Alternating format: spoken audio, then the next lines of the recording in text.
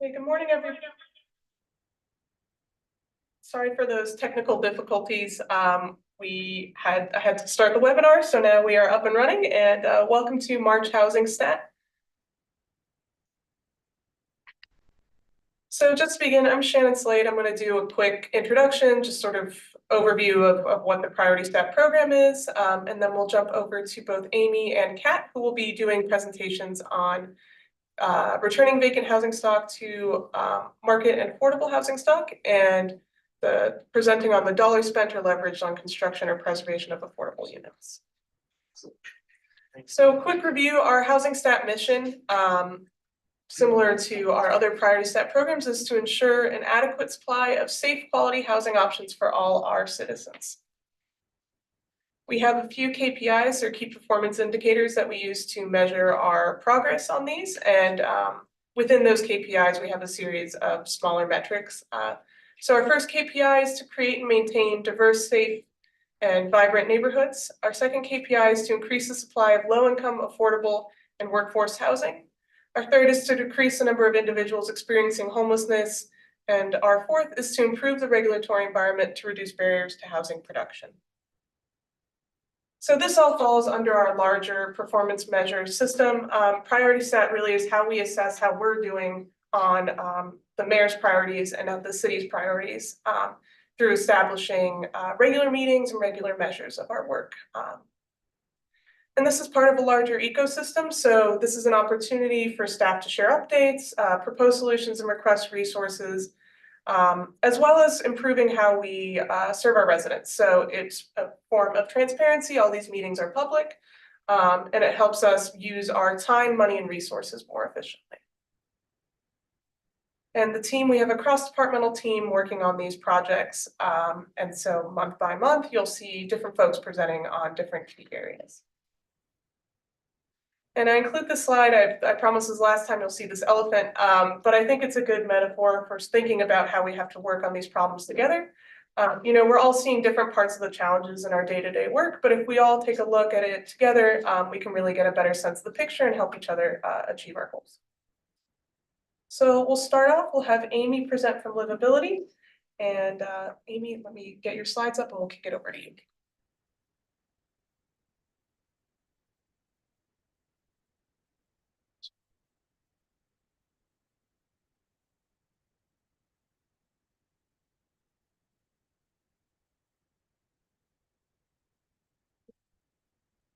All right, good morning. When we met last, you can go on to the first slide. When we met last, we were letting you know that we had something new in the works, the Livability Review Board, that started in August. Wanted to share a little bit about the work that the review board has been doing to start this morning. So first off, the Livability Review Board can be convened for the abatement of vacant structures or other public nuisance type violations. The goal is to do this prior to a court action, but it can also be recommended by the judge if there's a pending public nuisance or vacant structure violation before the courts. The board is made up of 5 members with 2 alternatives. We very recently hired the Livability Review Board manager, and he's with us here today. It's Daryl Wright. So he will be leading this work and this board. For city staff, we have members from Housing and Community Development, Building Inspections, and Preservation. From the public, we have an attorney that deals with probate issues, a contractor, and a neighborhood representative. So again, our first meeting was August 17th of last year, and the images that you see are a few of the properties that we have had before the board to talk about their issues. And the issues vary from home fires to a family member passing away and not having clear ownership with the heirs. So there are lots of issues within this, and we're trying to work with those homeowners to figure out the best path forward to come into compliance and get these buildings back in use. So this was our very first property, and though it is not a great example yet, I did want to show the before and after. So when we first approached this owner, this was also a house fire. So it was a pretty significant house fire. You can't see it from these images, but there's a very large hole towards the back of the building. But this building was a unique building type. It's a double freedman's cottage, which is very rare in the city. We don't want to lose this. So we had the homeowner in talking about what her plans are and trying to get her to clean the property up. So when we went out and took photographs, you couldn't even walk down the sidewalk. So you can see that the overgrowth issues have been handled. There was an abandoned vehicle that has been removed.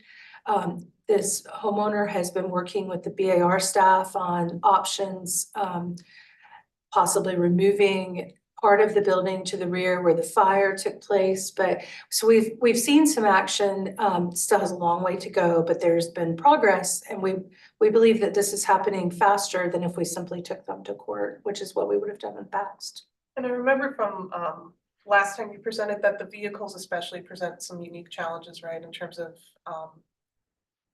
blight removal and some other factors, right? Or is that just... Well, actually, I mean, Dan's here. Vehicles came up at a neighborhood meeting recently. Correct. Yes, do you want to share that maybe? Yeah, one of the challenges with the abandoned vehicle ordinance, it's basically a simple word between and or. And we're working on that now. The mayor was very conscientious of it when I brought it up. A complaint was made at the neighborhood president's meeting, I believe it was last month.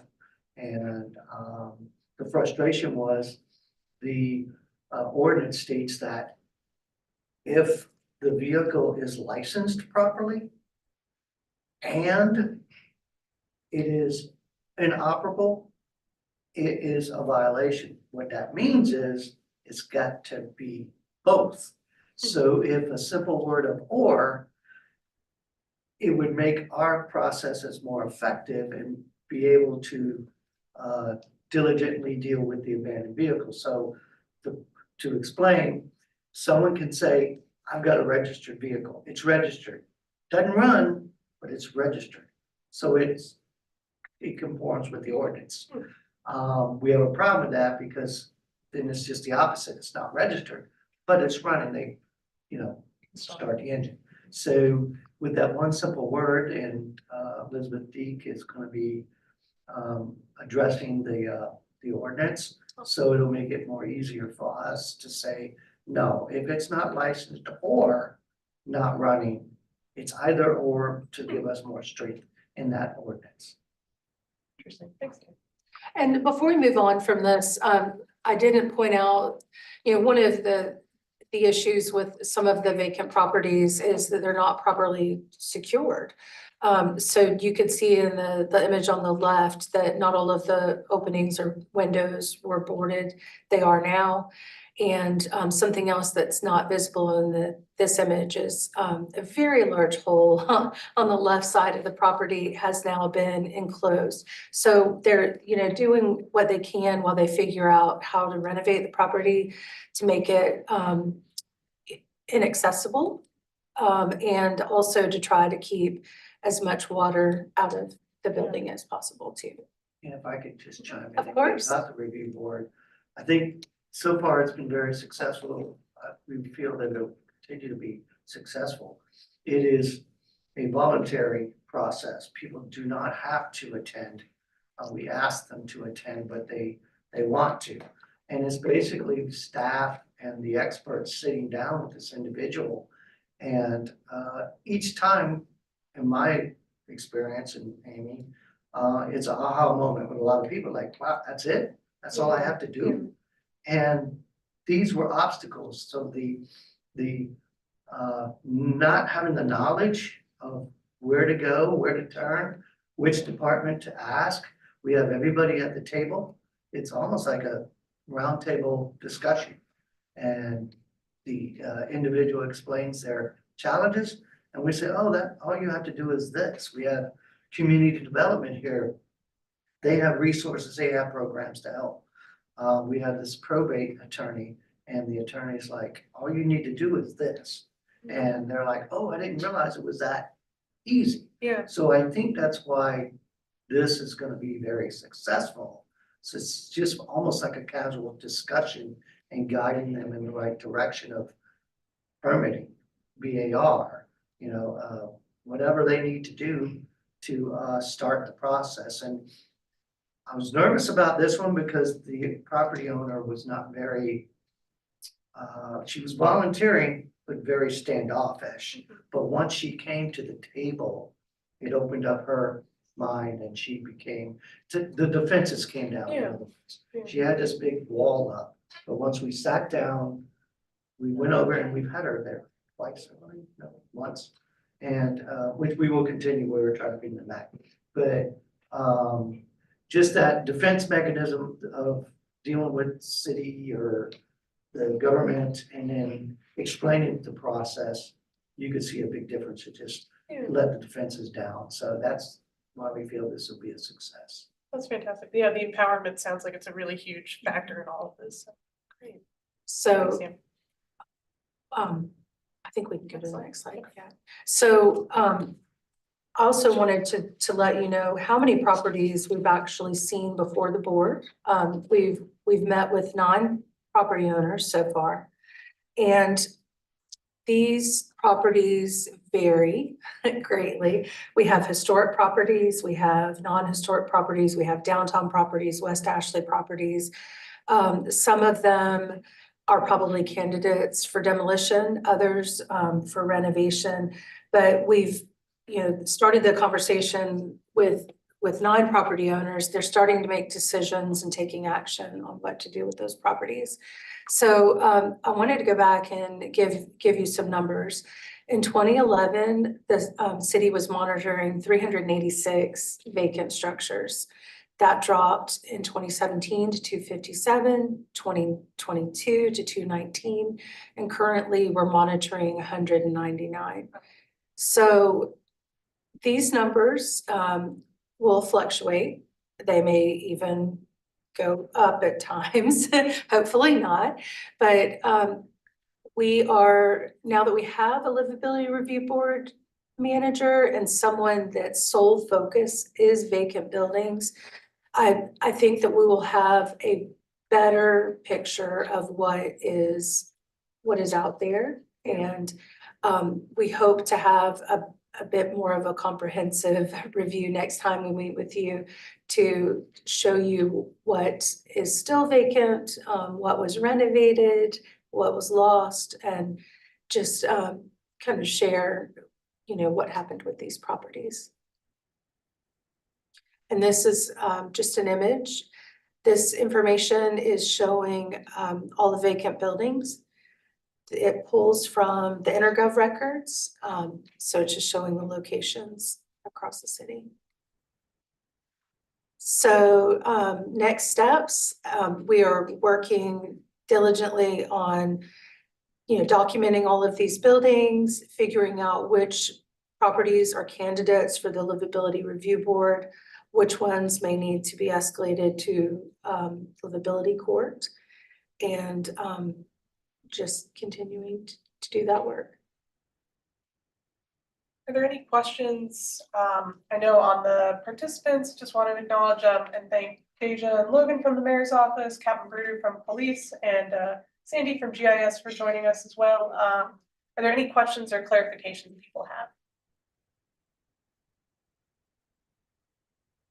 Okay, thank you so much, Amy. Thank you, Dan. You're welcome. Let me switch Thank you. over to Kat's. Sorry, this keyboard's a little sticky.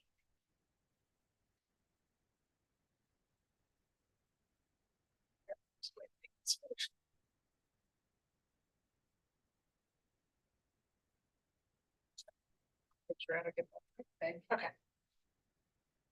Hi, everyone. So I'll be reporting on the dollars spent and leveraged on the construction and preservation of affordable housing. And what I mean by leverage, so leverage is how we define it in our department is return on investment.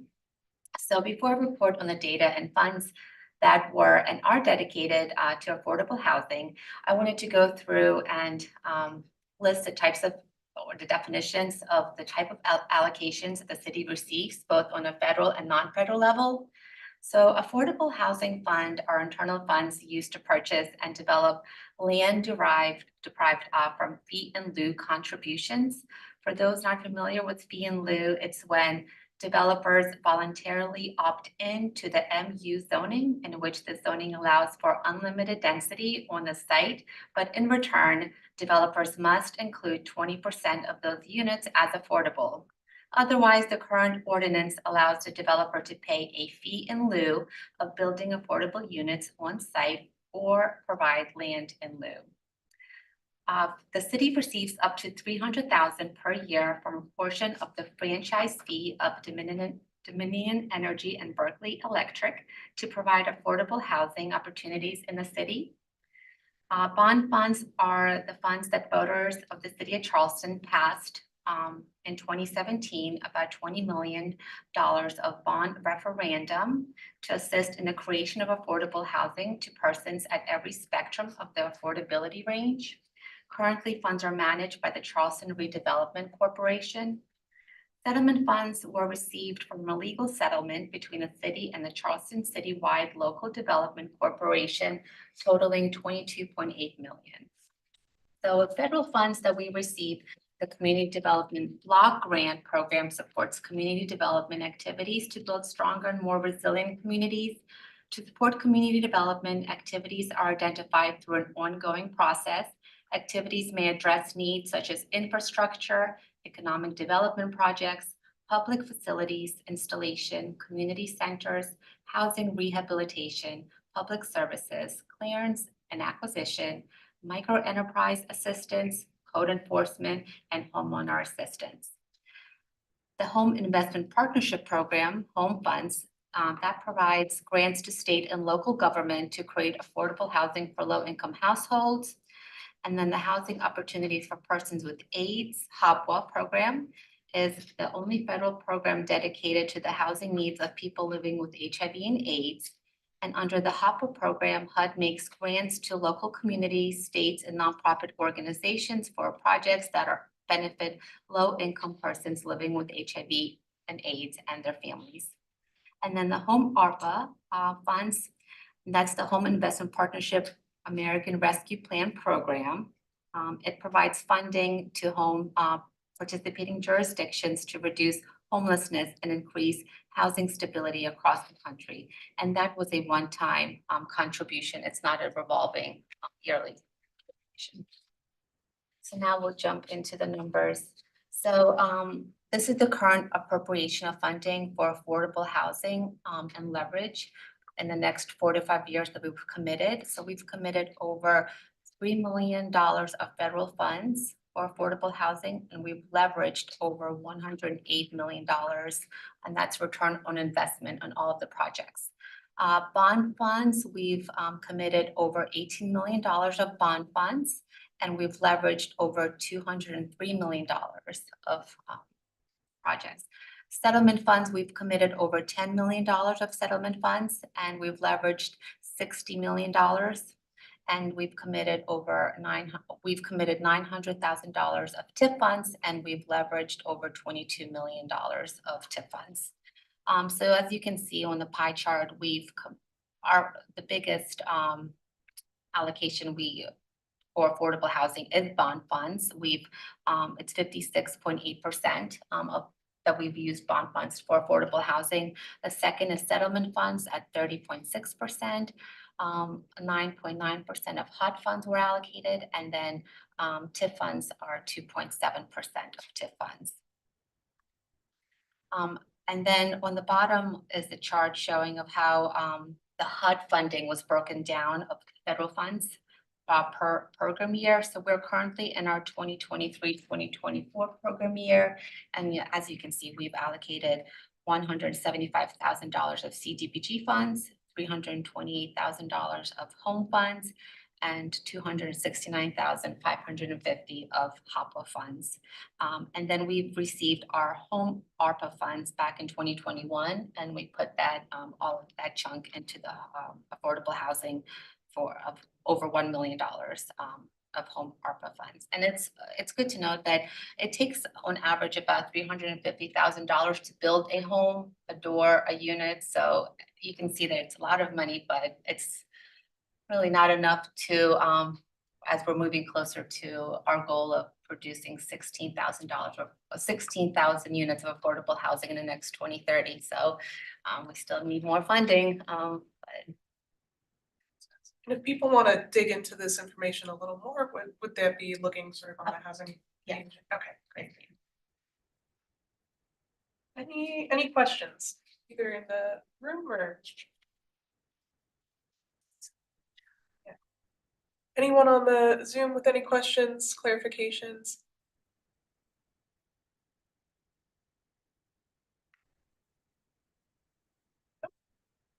Okay, great. Well, thank you, Kat. Appreciate it. This is really important information and also takes a lot of work to keep track of. So thank you guys, everything for what you're doing. And that concludes our housing stat for March. Our next one will be in 2 months, and we will circle back then. So thank you all. Appreciate it.